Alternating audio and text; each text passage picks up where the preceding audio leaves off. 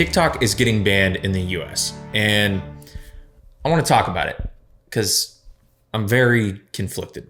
We turn now to the clock ticking on TikTok. So far, the US Supreme Court rules against.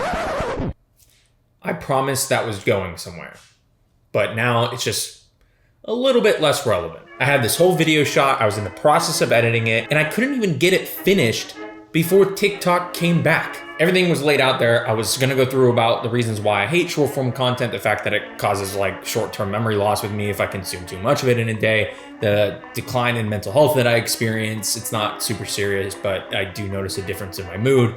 And then also like the lack of creativity is a problem for me. And it was all supposed to be like the silver lining of why the ban might not be a bad thing. But now that the ban's not in place anymore, I figure I'd come on here and still talk about the reasons why this whole thing is just so fucked up.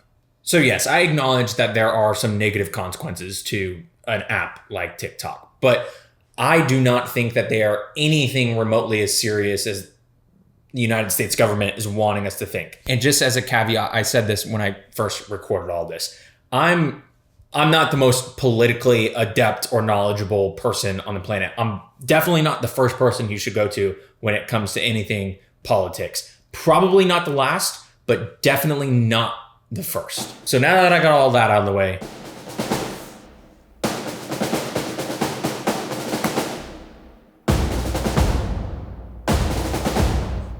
I'm gonna go through the three reasons the TikTok ban was bad or a bad idea.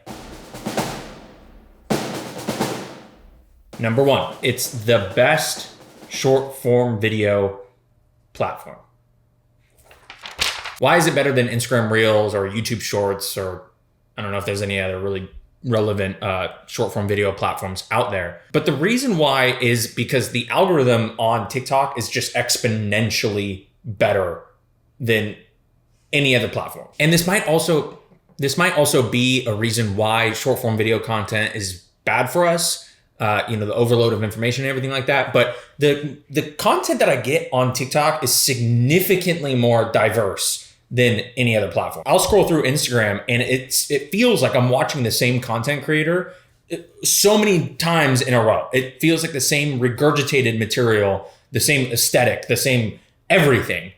And it's so curated and so niche that it doesn't feel like I'm getting much else from the platform. It just is recycled content over and over. Whereas TikTok, I'm getting all different kinds of shit, whether it's dog and cat videos to filmmaking or photography videos or just vlog type videos, whatever the fuck it is. It's all different, news, political, everything. And no other platform, in my opinion, has that down. Reason number two.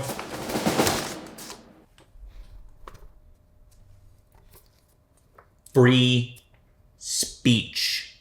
And this kind of correlates back to the algorithm. Now, I've already said the caveat, I'm not the most politically adept person, but I have noticed, and I don't know if this is just my algorithms, but the amount of information I got on TikTok was drastically more than anything I've ever gotten on Instagram Reels or any other platform, really. The amount of news that I would have missed out on if it weren't for TikTok, it would have been massive. I get so much of my news from that platform. And maybe it's not the best thing for me, but at least I feel a little bit more well-informed than if I wasn't on it. I understand how that comes off as like, well, there's other places where you can get educated if you made an effort, but I don't really make an effort. I don't really care about politics too much. I know I should, but I just don't make an effort enough. I focus on other things in my life. And so I think if you're trying to shut down a platform that gives so many different people a voice and it allows for so many other people to hear those voices, then I think just in general, that is a bad thing. Reason number three, corruption. Now, I don't know how many times I need to articulate this. This is all speculative, but from what I've seen, it really does seem pretty fucking corrupt. I share the belief that big-pocketed politicians don't make good politicians. And in this scenario, you have so many politicians on both sides finally agreeing on something that never happens. Literally never happens, except when it comes to fucking daylight savings. They all agree on getting rid of this app or forcing a sale of this app. And it makes you wonder why. Now, I can't say this with 100% certainty, but I have seen a lot of stuff that have pointed out that a lot of these members of Congress are heavily invested in Meta, who is a direct competitor to TikTok. If they couldn't force a sale to a US-based company, which would then allow them to invest into TikTok and reap the benefits of the app, then they want to get rid of it so that their competitor, who they have money invested in, could flourish even more so.